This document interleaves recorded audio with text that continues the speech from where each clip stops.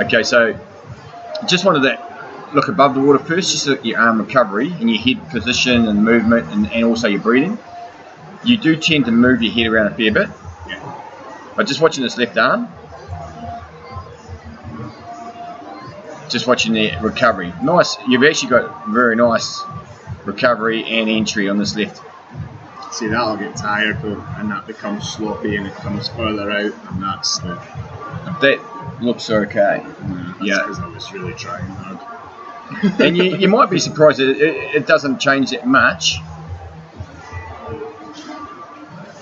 But that's, you know, I'd consider it to be that's a really good recovery and hand entry into the water. So just watching if you watch your head a bit. See, that one went low.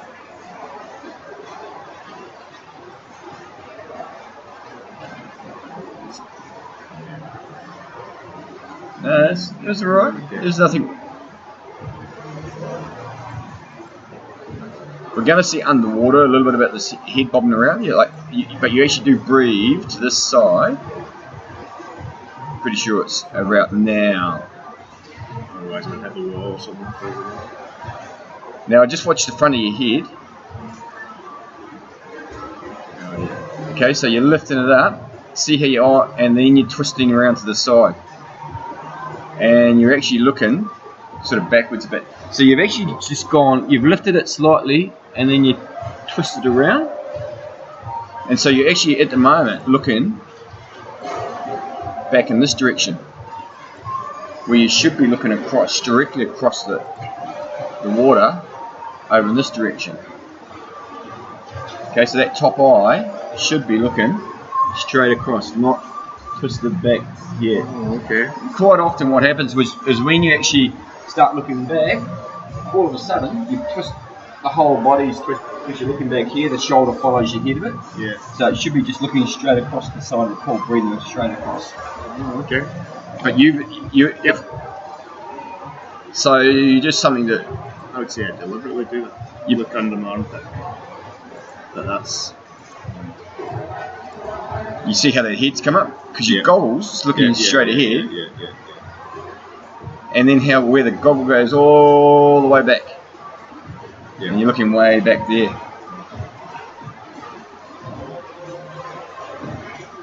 And then arm recovery and entry really good.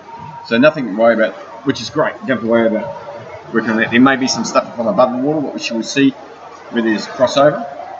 Yeah. But from the side, that looks okay. Two the same. Yeah, well, that's a big thing as well, because quite often a lot of people. So a little bit shorter on this side, but that's with that entry.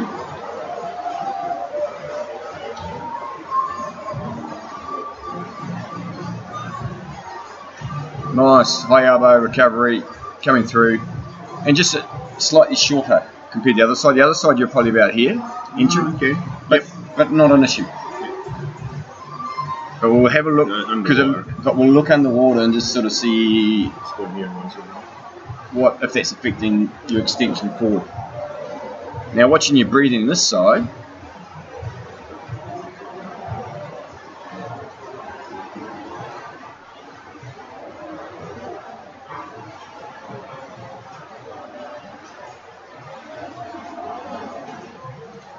It's good, but you're still looking at, you see how you've gone, your head is actually turned, you're looking, it started out really exceptionally good, and you're looking back in here.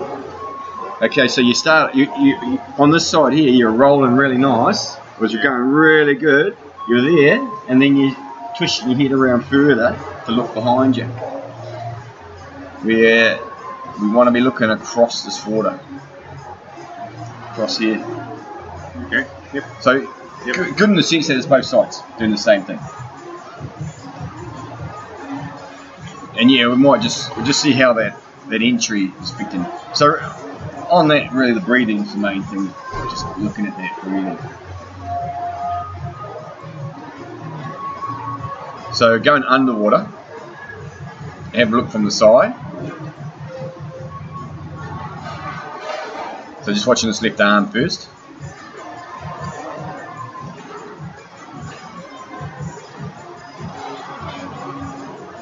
Okay, so you can see here it's entering in and then extending forward. It's pretty good. That's actually a good depth. You're probably about 30 centimeters down. Fingertips below the wrist below the elbow, pretty straight line. Okay. Now what we want to see from this point here, you've extended forward. What we should see is the forearm and hand. Now, you talk about pivoting around the elbow. Yeah, that's the perfect scenario. You don't see that too much. At this current point in time, you're pressing down. You're still pressing down because this whole thing's still moving down. You can sort of see how you. So now we're going into our catch position, but we're getting vertical back here. So what I mean by vertical is your forearm and hand below the elbow, and then you're pressing the water backwards.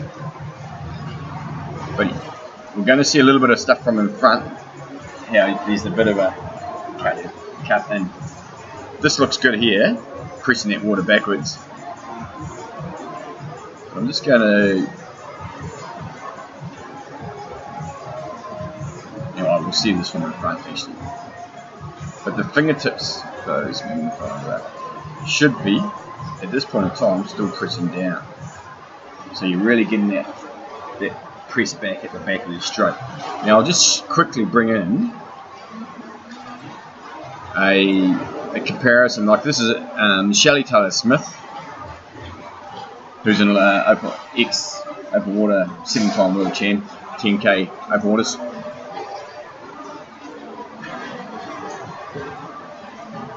Now she's got what I consider to be one of the best catches and best underwater strokes in the world. Well, that I've got on. So you watch this. So she's a bit higher, but then she's got flexibility through these shoulders. But watch this elbow. I put a dot on her elbow. Now this is the perfect scenario. All right. There's not many people who can do that. Because you, like me, we need to go deeper in the water. We don't have the flexibility to be there without changing our position. But then she's got vertical, and then it's just pressing back.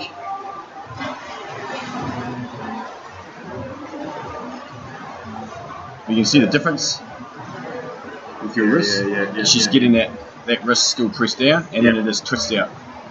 Where you're actually pushing water upwards. So at the front of your stroke, you came in with bloody really good. But then you're pushing down before you start going to your catch. So you're going here, good, then it's pushing down and then around. You're actually vertical back here, but because you're quite deep in the water, you actually then want that hand up, so then you start pushing water upwards. So that's all it's doing. It feels quite forceful because you're pushing water down. It's just really pushing your chest up. And then you come over here and you pull the water up, which is called hip stick. Alright? So we're trying to get into this position a bit sooner in front, and then just pressing that water backwards. Like I say, that's perfect sort of catch and pull through. That's what we're aiming for. But there's a little bit of work there to be done with your. Yeah. I don't know if I've maybe only started doing this in the last month or two because of my shoulders, because I've consciously consciously come deeper. Yeah, which is good, which is fine. Getting into this position here was the one that I hurt. Getting into this one here. Yeah. Getting that first part there, and that's what's hurting. And now consciously going a bit deeper, but then I should still be doing this. Yep. But well, that left arm there's that depth there. That's good. Yeah. There's nothing wrong there. Like I was saying, that lady, like Shelley Taylor Smith, she was born from a swimming wall life. That there to me is really, really good. But what we want to sort of start to see, and you can just sort of see how that hand just turns outwards a little bit, that palm. But what we want to see is you're pivoting around that elbow a little bit earlier. So we're getting to this position a little bit earlier, and you're not quite so deep in the water. Okay, because from that position there, you're coming up to here. You can sort of see that. hand pressing up water. Yeah. Just have a look at So we just need to do some work on the catch. The extension's good, really good. So just working on this catch. And it doesn't change too much when you're breathing the opposite side as well. So sorry, here's another thing. Yep. You may be coming to it, but see how I'm here with this arm and this one's just entered. Is that right? We'll have a look at that from above the water. Yeah. We don't want your both arms behind your head at the same time. Okay, so for balance reasons. Yeah. So you sort of always, we call it front quadrant swimming, where you always have that hand in front of the head. So it could be here. Yeah. So as long as this hand's might be here, this hand's there, then there's one coming through on the top. But we don't want both arms back here. That's when you get off balance a bit. We'll set it a lot better from above the water. Now I just want to have a look at your kick. Okay, and your head positions, you are looking quite far forward. But if it's not affecting your body position, that's not a problem. It's just years of running up people's arse in a pool.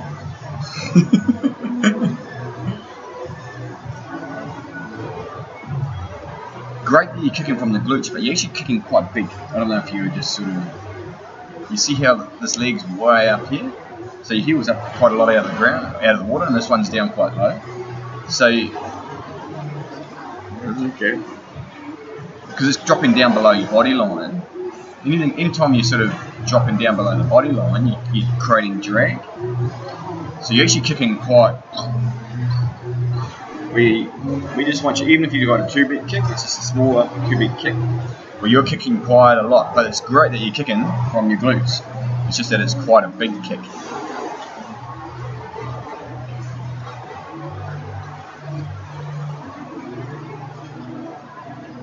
So just trying to tone that down a little bit, because you can see here how low that's gone down in the water. And your head position is actually not too bad, but your body position in the water is actually pretty good. So, and that's, some people, if they're looking here, their hips are way down low.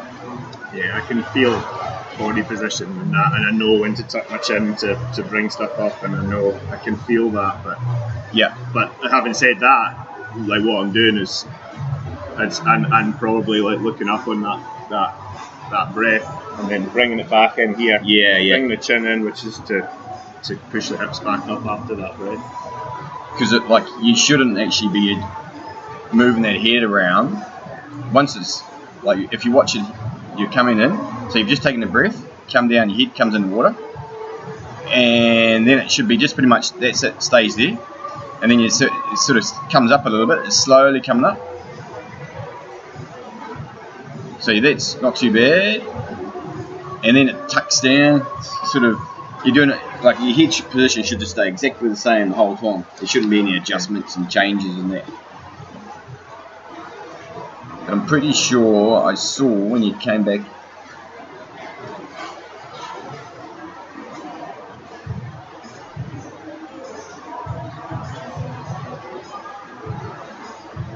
Now, just going back slightly.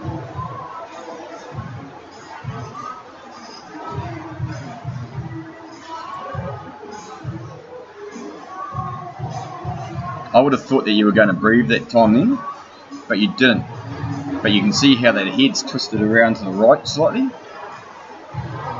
It's actually, you come back and down, you're looking forward, and all of a sudden it's just twisted slightly, and then you've gone and breathed this side, but then you see, watch this. Oh yeah. Okay, so there's it, just that, and I noticed it from above the water, and we'll see it. Just that it was moving around a bit excessive at times, just trying to keep that head still. So when you come back in the water, it's just looking, whether you're looking there or here or straight down, wherever it is, it's just, you should be staying in that position. Because as soon as you start bobbing it round, it's actually changed your whole body position in the water as well. Also,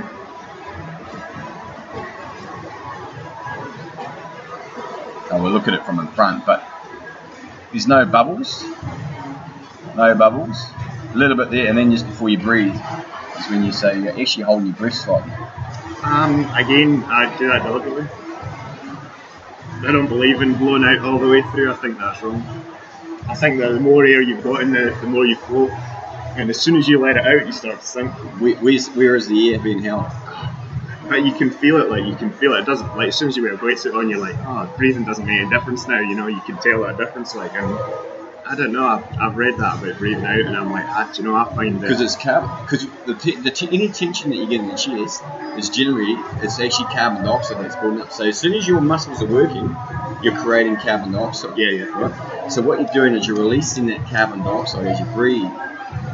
Yeah. And it's also it does actually lift your chest up. If you lift your chest up, then what are you doing? You're dropping your hips. So you actually want to be breathing out the whole time. I don't know, like breathing out, like, and it makes you feel better as well. Like, but I've always done this. I've always had that explosive breathe out, like, and I think, and I've always thought it helps control. You know, you're inflated. It helps you float. I feel it helps my body position. Whereas when I blow out, I feel myself. Because what we're going to do is we will do something around that, and we're using a mantra called bubble, bubble, breathe. All right. So as your hands entering in water, you're actually saying bubble, bubble, and then you take your breath and then bubble. So it's actually helping with that bilateral breathing as well, but exhaling that air. So a lot of people, when they start going a bit harder, they're holding their breath. They have to just go to one breath because they cannot hold their breath for those 3 strokes and then breathe out. So you end up just reverting, going straight back to one stroke. Breathe, one stroke. You know, so basically every second stroke is a breath stroke. So we'll try it and see how you go. Yeah. Hey, if I can't change you, I can't change you. No. Like, I mean, like, some of these are conscious. Like, some of these are things that I've done over the years that I know that I'm doing, and I've done almost all the way, you know. I used to do exactly what you do.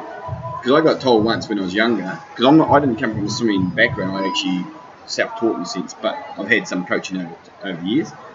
And hold your breath and blow out at the last second. And that's exactly what I was doing, and I struggled to do bilateral breathing. And then as soon as I come across Swim Smooth and they're going to use this mantra, bubble, bubble, breathe, a month of doing that, and all of a sudden I'm bilateral breathing for, say, 80% of a session. It took a while, it took a long time to develop, but I feel much better in the water. I can get it, like, if I'm racing, like, and I'm breathing every 2, I'll give myself a stitch.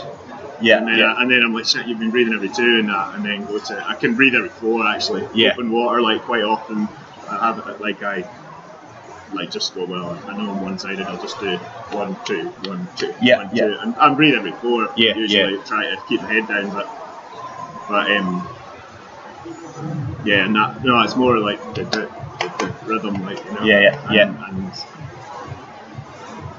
And then. We'll see how you go doing the old bubble, bubble, breathe thing, and just see how that relaxes, but also working on that breathing, head position when you breathe. Because it may be why you're doing a twisting it, because it's actually keeping that head up for longer when you're coming up and then you're rolling that head backwards.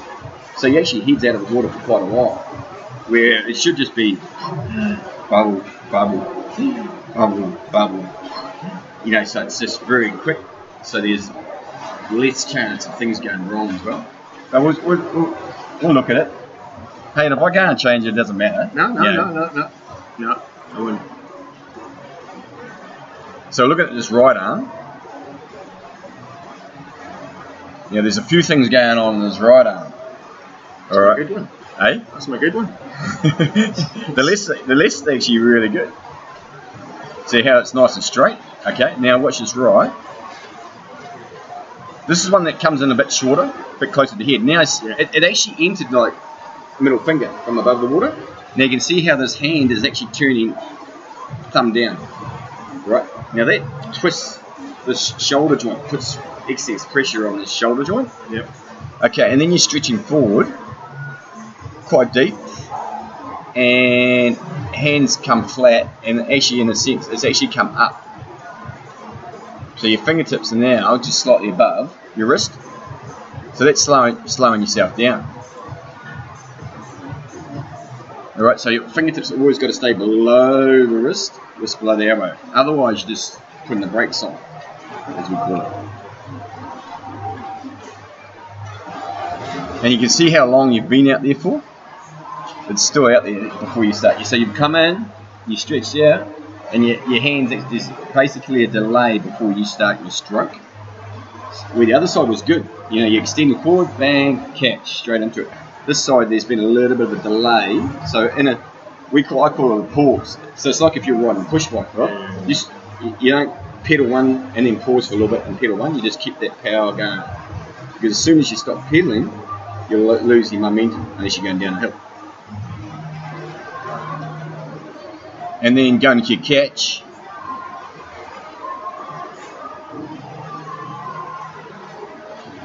Better than the other side, like in the sense that you've got you're pretty much forearm and hand vertical, about head level.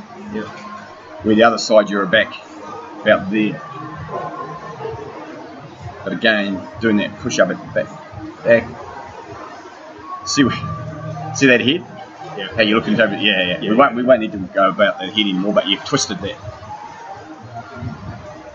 See, I've tucked my chin in there to bring my hips up. Yeah. But you're actually looking across to the side of the pool as well. No. I'm trying to rotate and. Yeah. Shoulders are in the way. The head has to go. So watching this right hand again, you see how much you're coming up there at the front. So I think that because you're actually entering this hand shorter, you're going in quite deep. You're coming in, and then you're turning up. And you can see that there. This is a breathing stroke. How much that's slowing you down, because you're just pushing water. You just like if you're trying to swim like that, you'd actually end up going backwards. Just going like that. So trying to spear it in, keeping those fingertips below the wrist. So you end up down here.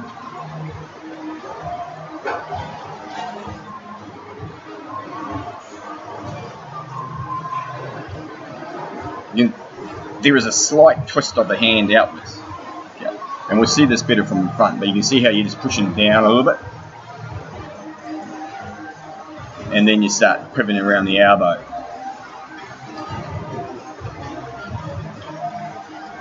And then pushing back at the back. Now, we'll see this a little bit better from the front.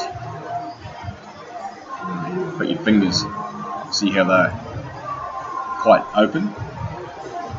So you're sort of all over the place, so you're just trying to keep those together. So just watch it again. Last time through. Come to the front.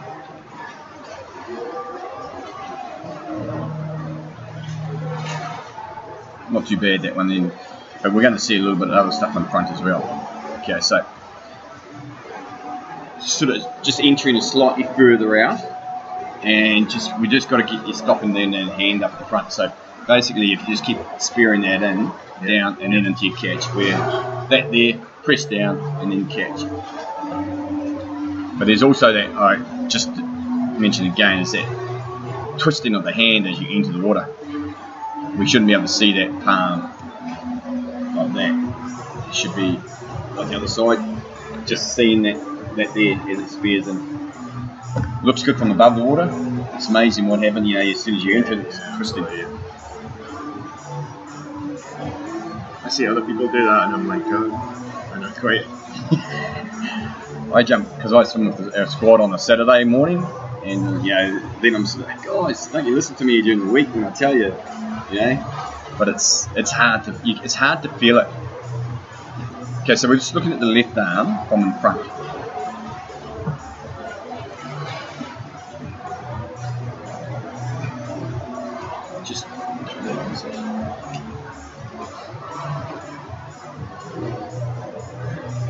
So just watch this left. It's coming in. Okay, so a little bit of crossover. Now crossovers can have a little bit of a effect on those shoulders. We'll see that better from in front. And then pressing down, so we know you press down. And this is loading up the shoulders. See how straight that is? This is a breathing stroke. Okay, so you pretty much straight arm. Now that you try doing anything with the straight arm, push yourself out of the water, push yourself out of the pool, I should say, loads up that shoulder. loading up that shoulder a lot, so there's actually very little catch there at all. And now, watch where the hand goes. You shouldn't be crossing over that centre line. Then crossing over. This is a breathing stroke. Okay, and then twist back around. So watch it without breathing.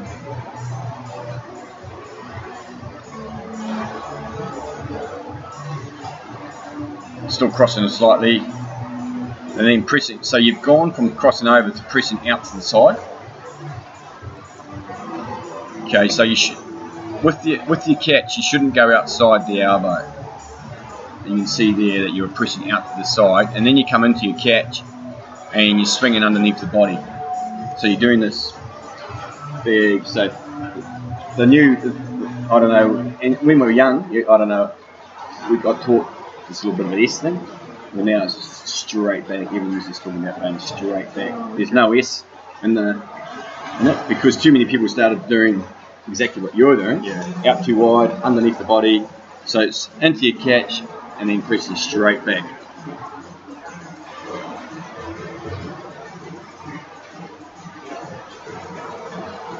So, but in the sense of just a little bit of crossover, but you can see the hand pressing down and out there. Yeah. Now, once you get to this point, we look at the angle of the elbow. So it should be between about 100 and 120 degrees. Okay, you can see here you're around that sort of 150-ish sort of thing. So what, the elbow should be higher, or the elbow? That because you've gone quite deep in the water at the front, that elbow should be higher in the water. Yeah. Like if you brought that elbow up, and then all of a sudden you're within that range. So it's that press down at the front of your stroke, where you're actually pressing down and out because you're crossing a little bit. Okay, so watching the right arm, see how you big twist of the hand, and then that palm coming up, pressing out, and then under the body as well. So very similar. Let's go back a bit so we just watch it again.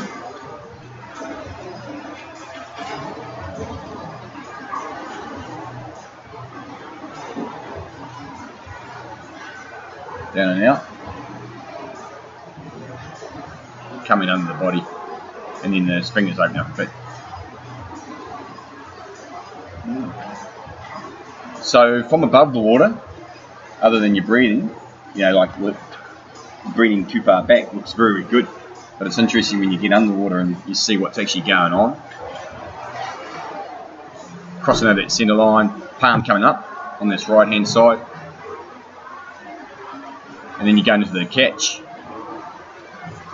And this here, out to the side, out there, puts a lot of stress on that shoulder. We need to get here. In here, that's a lot of load. It's starting to work more of those muscles. So it's making sure we don't go outside that elbow. So again, too low in the water though. And that elbow angle is similar to the other side, around that sort of 150-ish. Similar to both sides. And then it cuts underneath the body a bit, cross over that centre line, and then going back. So a little bit to work on. So from above, and now we'll sort of see how this. So what we're looking for is this crossover in front of your head of the hands. This left side, not too bad. Okay, so what we want it to be is in line with the shoulder. So there's a little bit of crossover, but it's not quite crossing that centre line. The straighter the better. Yeah. This is a breathing stroke, so you can sort of see when you get a little bit of crossover, you end up with a little bit of scissors kick. Yeah. And potentially a little bit over rotation. So you can see where this hand is now. So both hands are actually just behind the head. Okay, so that should be like that hand here. When we do a little bit with this breathing, okay, that may actually just sort that out straight away. Because, like I said, your actual head, you're doing this sort of roll, and then twist back. Right, and it's delaying, So even though you know that bubble breathe thing, bubble breathe creates good symmetry and rhythm in your stroke. So let's see if that actually improves that. Because at the moment both those hands are pretty much behind the head when you're breathing to the right. Yeah. Potentially not happening every time.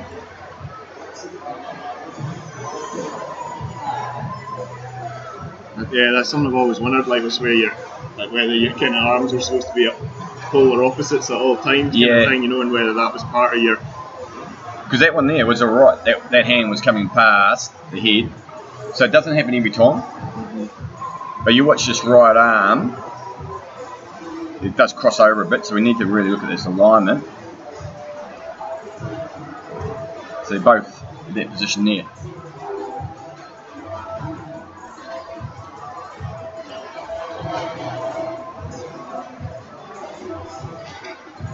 And that crossover on this right side. Crossing that centre line. Now you watch where the hand goes, which you might with the wall there. But see how long it's been out there for as well? And then it pulls out to the side. That wall is probably stopping you from going too far out.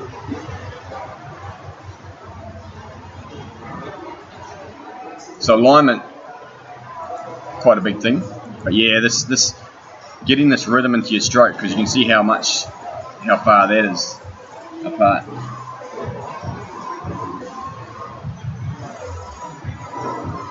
So I'll show you a couple of the drills that we're going to.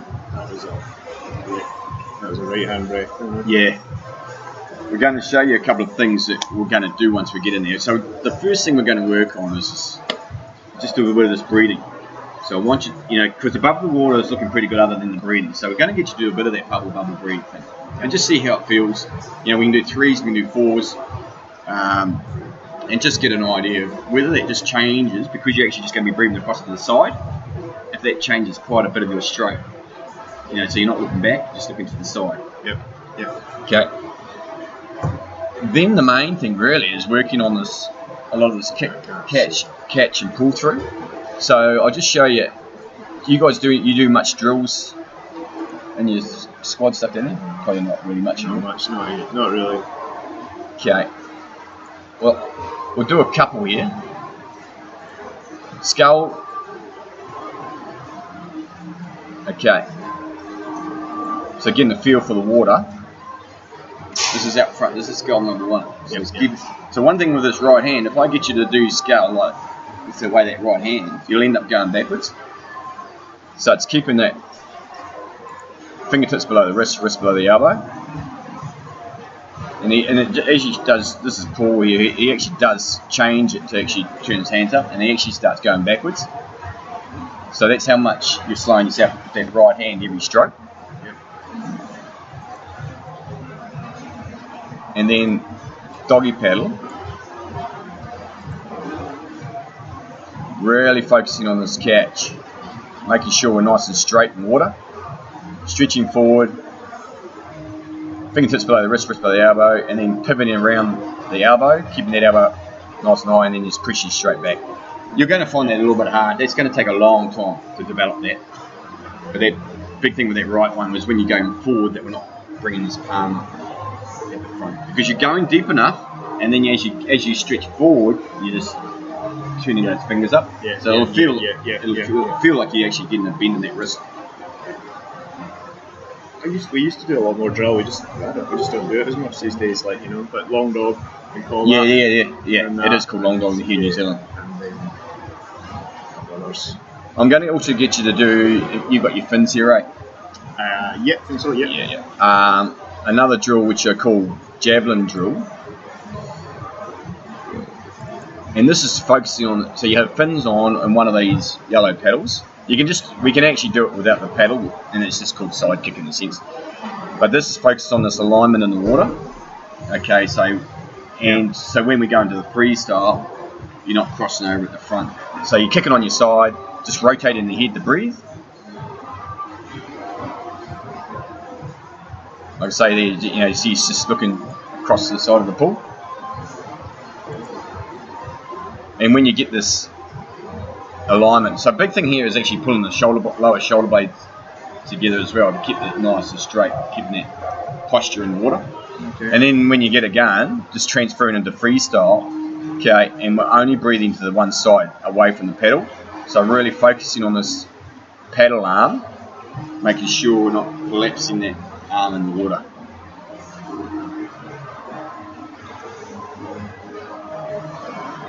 But it's also, these paddles are really great because if you start going up, you'll feel it in front of your stroke with that right hand.